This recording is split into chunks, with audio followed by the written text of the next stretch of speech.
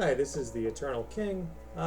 Just talking about some of the stats around Eternal since the patch has dropped and kind of what card is absolutely dominated.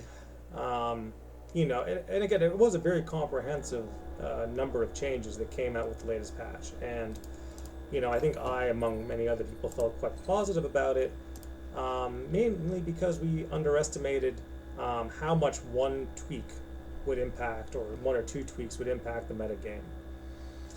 So, there was a lot of good control cards that were updated. Um, Specifically, things like in the Shadow Isles section.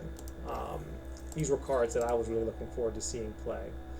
Things like Dawning Shadows, on 5, Eradication, on 4, um, and on 4 there's also Withering Mist. Now, unfortunately, there's absolutely zero Shadow Isles in the metagame.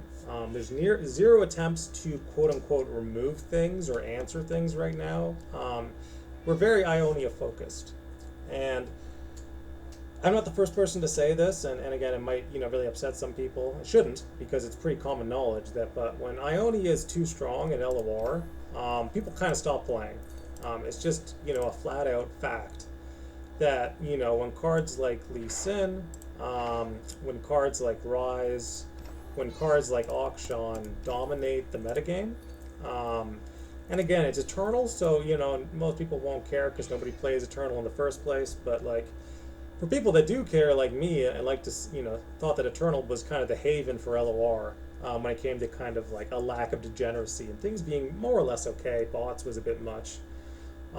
Jack Soren was strong, but like not too toxic. But now, we just get auction, auction, auction. We get OTK'd all day. Combo decks are basically the way to go. Nothing else, percentage-wise, is going to compare. Aggro is even right now at like 58% with auction and Lee Sin. Like that's how strong Ionia is, and a combo deck should never statistically be as good as an aggro deck. If it is, then something's seriously wrong with the metagame. Like we've never seen that before. Typically Rise, typically Lee Sin, they hang around 50%. They're disgusting right now. Again, like I said, like 58%, 56% on Lee Sin and Akshan and on Rise, because they're just so goddamn consistent. And aggro got nerfed, and mid-range got nerfed, and it just turns out that other than Annie being like the only real aggro competition left, and I don't really like Annie. Lee Sin and Rise and Ionia are just gonna like absolutely turbo roll over the metagame. Like I don't think there's anything, in my opinion, that can really stand up to this. It's unfortunate because again, I just pointed out 3 really cool cards that got buffed. The reality is 10 new cards were released, and literally there was something like 30 card adjustments, and all of that boiled down to one thing. And it didn't even take a day for people to figure it out. It's just one day, we're done. Okay, great.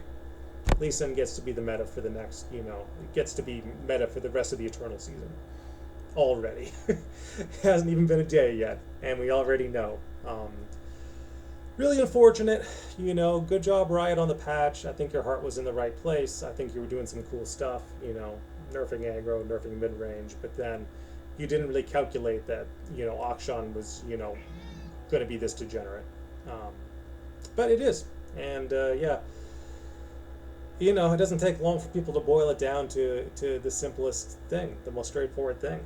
And it turns out that OTK lethal, kind of good.